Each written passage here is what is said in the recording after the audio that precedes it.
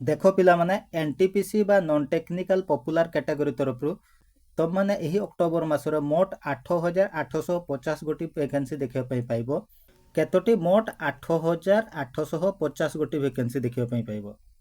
एथिरे तुम मैंने दुईटा लेवल जॉब देखा पाइब गोटे हूँ +2 लेवल आ गोटे हूँ +3 लेवल जोटा +2 लेवल जॉब रही एथिरे तुम मैंने 3,050 गोटी वैकेंसी देखा पाइब आ जोटा +3 लेवल रही एथिरे तुम मैंने मोट 5,000 वैकेंसी देखा पाइब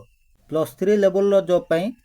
तुम मैंने 21 अक्टोबर आवेदन करिपारिबो आ यार आवेदन करिवार शेष तारीख रही 20 नवेम्बर सेमिति +2 लेवल जॉब पाई तुम मैंने 28 अक्टोबर आवेदन करिपारिबो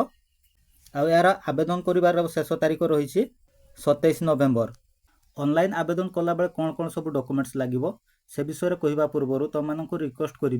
वीडियो को गोटे लाइक करने सहित ग्रुप रे शेयर करदेव आउ जदि चैनल नूआ अच्छे सब्सक्राइब करना तबे चैनल को भी सब्सक्राइब करदेव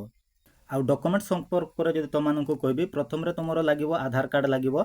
2 नंबर मैट्रिक सर्टिफिकेट और मार्कसीट लगे 3 नंबर +2 सर्टिफिकेट और मार्कसीट 4 नंबर +3 सर्टिफिकेट और मार्कसीट 5 नंबर